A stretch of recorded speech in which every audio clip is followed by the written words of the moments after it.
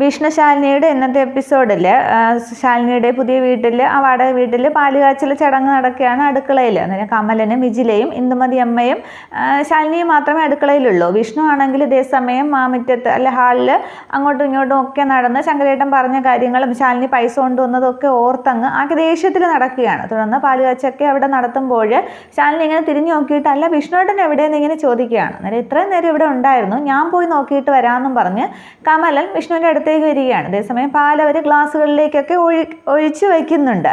തുടർന്ന് ആശ എന്തിനാ മാറി നിൽക്കുന്നത്, എന്താ അവിടേക്ക് വരാത്തതെന്ന് ചോദിക്കുന്നുണ്ട്. അന്നേരം ഞാൻ എങ്ങും പോയിട്ടില്ലല്ലോ എന്നിങ്ങനെ വിഷ്ണു ദേഷ്യത്തോടെയാണ് പറയുന്നത്. എന്നാലും പാല് തിളയ്ക്കുമ്പോൾ ആശാൻ ഉണ്ടാകേണ്ടതല്ലേ എന്നിങ്ങനെ പറയുമ്പോൾ അത്രയൊക്കെ തിളച്ചാൽ മതി എന്ന് ദേഷ്യത്തിൽ വിഷ്ണു പറയുകയാണ്. തുടർന്ന് ഏട്ടത്തി അമ്മ പ്രാർത്ഥിക്കാൻ പോവുകയാണ്. ആശാൻ ഇങ്ങോട്ട് വന്നേന്നും പറഞ്ഞ് വിഷ്ണുവിൻ്റെ കൈ ഇങ്ങനെ പിടിക്കുകയാണ്. അന്നേരം കമല നീ ഒന്ന് പോയെന്നും പറഞ്ഞ് വിഷ്ണു അങ്ങ് ആകെ ചൂടാകുമ്പോൾ കമലിന് എന്തോ സംഭവം വിഷ്ണു ദേഷ്യത്തിലാണെന്ന് മനസ്സിലായിട്ട് കമലിനങ്ങ് തിരികെ അവരുടെ അടുത്തേക്ക് പോവുകയാണ്. അതേസമയം ദൈവത്തിൻ്റെ പടങ്ങളുടെ മുമ്പിൽ ചന്ദനത്തിരിയും വിളക്കൊക്കെ ഒരുക്കി വെച്ച് അവർ വിളക്ക് കത്തിക്കാനായിട്ട് നിൽക്കുകയാണ്. തുടർന്ന് ആശ വരുന്നില്ല എന്ന് പറഞ്ഞു എന്ന് കമലം എന്ന് പറയുകയാണ്. അന്നേരം അതെന്താ ഞാൻ പോയി വിളിച്ചുകൊണ്ട് വരാമെന്ന് ശാലിനി പറയുമ്പോൾ ഇന്ദുമതിയമ്മ തടയുകയാണ്. മോളെ 10:30 മണിക്ക് രാഹുകാലം തുടങ്ങി, 2-3 മിനിറ്റേ ഉള്ളൂ, മോളങ്ങ് ദീപം തെളിയിക്ക്, വിഷ്ണുമ വന്ന് പ്രാർത്ഥിച്ചോളും. അല്ലെങ്കിൽ ഈ പാലുകാച്ചിലും ദീപം തെളിയിക്കലെന്നും ആണുങ്ങൾക്ക് വലിയ റോളൊന്നുമില്ല, നമ്മൾ പെണ്ണുങ്ങളാണ് ചെയ്യേണ്ടതെന്ന് പറഞ്ഞ് ഇന്ദുമതിയമ്മ നിർബന്ധിക്കുമ്പോൾ ശാലിനി അങ്ങ് വിളക്ക് കത്തിച്ച് പ്രാർത്ഥിക്കുകയാണ്.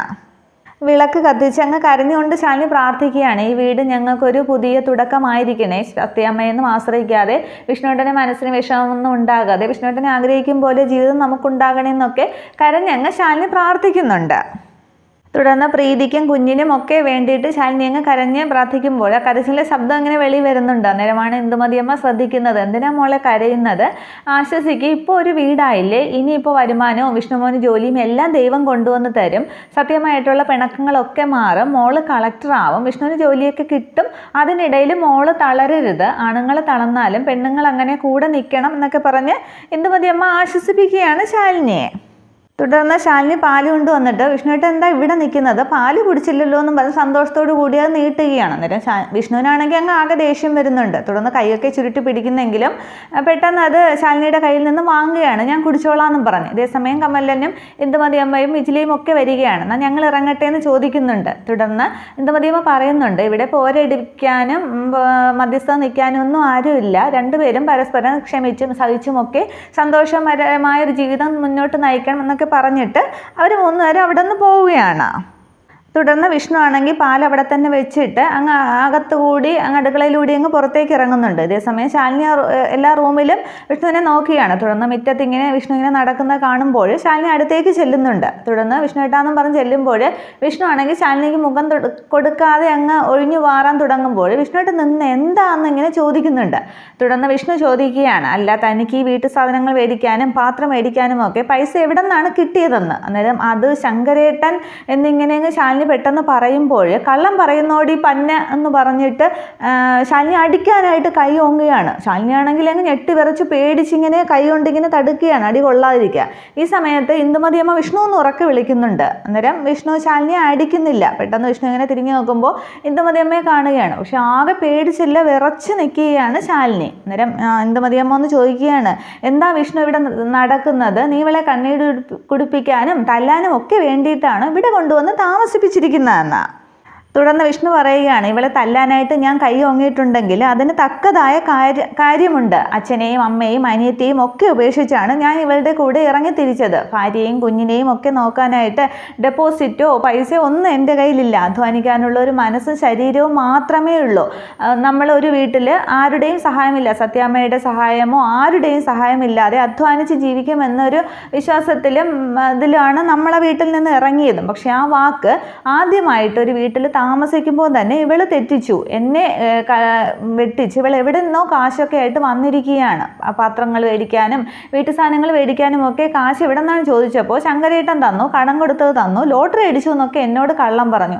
ആ ശങ്കരേട്ടനെ ഞാനിപ്പോൾ പാല് മേടിക്കാൻ പോയപ്പോൾ കണ്ടിട്ടാണ് വന്നിരിക്കുന്നത്. അങ്ങേർക്കാണെങ്കിൽ ലോട്ടറി അടിച്ചിട്ടില്ല, കുന്തം അടിച്ചിട്ടില്ല, ഒരു പൈസയും തന്നിട്ടില്ല. അപ്പോൾ പിന്നെ ഇവൾ എന്നെ വെറും ഒരു വാലാട്ടി പട്ടിയാക്കി കളഞ്ഞിട്ടില്ലേ, എവിടെ നിന്നൊക്കെയോ കാശ് കൊണ്ടുവന്നു, അതെവിടെ നിന്നാണ് ചോദിച്ചിട്ട് പറയണില്ല, കാശ് കണ്ടു തന്നെ തന്നെയാണ് ഈ വിഷ്ണു വളർന്നത്. അങ്ങനെ ആരുടെയും പണമെടുത്ത് കളിക്കാനാണെങ്കിൽ പിന്നെ സത്യഭാമയുടെ വീട്ടിൽ നിന്നും വിഷ്ണുവിന് ഇറങ്ങേണ്ട ആവശ്യമില്ലായിരുന്നു, എന്നെ അങ്ങ് ഒന്നുമല്ലാത്തവനാക്കിയില്ലേ എന്നും പറഞ്ഞ് അങ്ങ് വിഷ്ണു അങ്ങ് പൊട്ടിത്തെറിക്കുകയാണ്. അന്നേരം വിഷ്ണുവേട്ടാ ഞാൻ പറയട്ടെ എന്നൊക്കെ ശാലിനി അങ്ങ് കരഞ്ഞുകൊണ്ട് പറയുന്നുണ്ട്.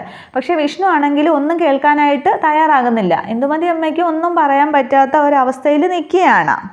എന്നെക്കൊണ്ട് കൂട്ടിയാൽ കൂടില്ല എന്ന് നിനക്കൊരു തോന്നലുണ്ടായെങ്കിൽ എൻ്റെ ഭാര്യയ്ക്ക് ഈ വീട്ടിൽ നിന്ന് പോകാം, നിൻ്റെ വീട്ടിലേക്കോ സത്യഭാമയുടെ വീട്ടിലേക്കോ എവിടേക്കോ പോകാമെന്നും പറഞ്ഞ് ശാലിനി ഇങ്ങനെ പിടിച്ചങ്ങ് തള്ളുന്നുണ്ട്. പക്ഷേ വിഷ്ണുവേട്ടാന്നും പറഞ്ഞ് കരഞ്ഞ് അങ്ങ് നിൽക്കുകയാണ് ശാലിനി.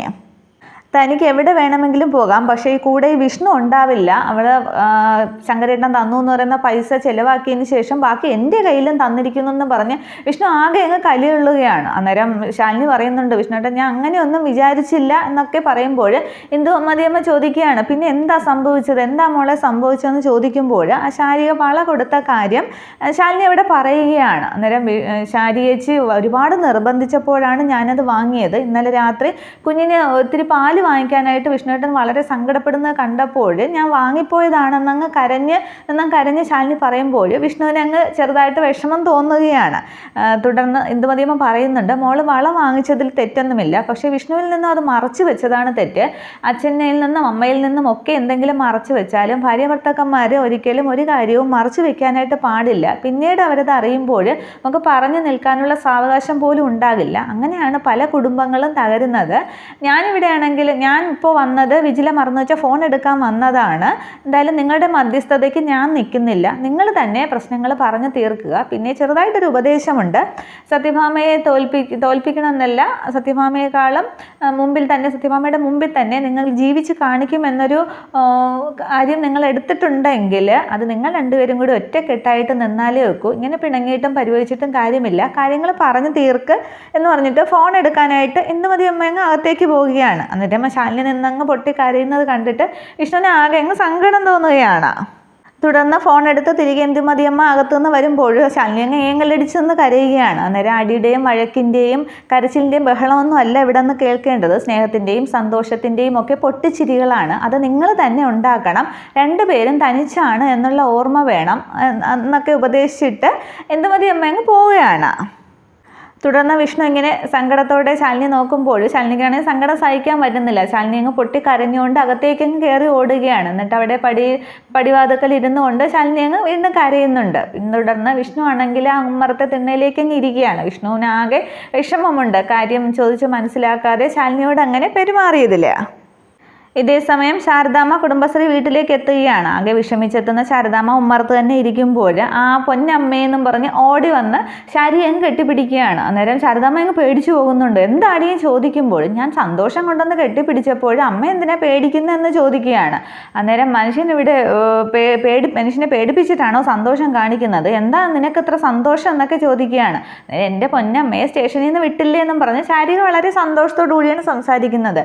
പിന്നെ സ്വാതന്ത്ര്യ സമരത്തിൽ പങ്കെടുത്തതിനല്ലേ നിന്റെ അമ്മയെ ജയിലിലേക്ക് കൊണ്ടുപോയതെന്ന് പറഞ്ഞിട്ട് കുടിക്കാൻ ദാഹിച്ചു വന്നതാണ്, കുടിക്കാൻ ഇത്തിരി വെള്ളം താന്ന് പറയുകയാണ്. പച്ചവെള്ളം താന്ന് പറയുന്നുണ്ട്. അന്നേരം പച്ചവെള്ളം എന്തിനാക്കുന്നത്, നീലയും മഞ്ഞയും ഒക്കെ കലർന്ന വെള്ളമുണ്ട്, അമ്മ അകത്തേക്ക് വാന്ന് വിളിക്കുകയാണ്. അന്നേരം എന്താടി അകത്ത് എന്ന് ചോദിക്കുമ്പോൾ അമ്മ അകത്തേക്ക് വാ, ഒരു കൂട്ടം കാണിച്ചു തരാമെന്ന് പറയുന്നുണ്ട്. ഇതിനു മുമ്പേ ശാരിക ചോദിക്കുന്നുണ്ട്, അമ്മയെ ജയിലിൽ നിന്ന് വിട്ടിട്ട് സ്റ്റേഷനിൽ നിന്ന് വിട്ടിട്ട് ഒരുപാട് നേരമായല്ലോ, ഇത്രയും സമയം എവിടെ പോയിരുന്നു എന്ന്. അന്നേരം എന്നെ കുറേ നേരമായി വിട്ടെന്ന് നിന്നോട് ആര് പറഞ്ഞ, അർജുൻ വിളിച്ചോ എന്ന് ചോദിക്കുന്നുണ്ട്. അന്നേരം അർജുനേട്ടനെ വിളിച്ചില്ല, വേറൊരാൾ പറഞ്ഞതാണ്, അകത്തിരിപ്പുണ്ട് വാ എന്നും പറഞ്ഞ് ശാരിക ശാരദാമ്മയെ വിളിച്ചുകൊണ്ട് അകത്തേക്ക് പോവുകയാണ്. അന്നേരം അകത്തേക്ക് ചെല്ലുമ്പോൾ ഊണുമേശയ്ക്കരികിൽ ഗോപാലകൃഷ്ണൻ ഇങ്ങനെ ഇരിക്കുകയാണ്. അന്നേരം ഗോപാലകൃഷ്ണനെ കാണുമ്പോൾ ശാരദാമ്മ ഇങ്ങനെ അന്തം വിട്ട് നോക്കിയാണ്. തുടർന്ന് അമ്മയും വന്നേ, അച്ഛൻ നേരത്തെ വന്നു എന്ന് പറയുന്നുണ്ട്. ശ്യാമയാണെങ്കിൽ ഇവിടെ ഇല്ല, അവൾക്ക് കൊല്ലത്തെ കബഡി ടീമിൻ്റെ സ്റ്റേറ്റ് 11 സെലക്ഷൻ കിട്ടിയുകൊണ്ട് ക്യാമ്പിന് പോയിരിക്കുകയാണ്, നാളെ വരൂ.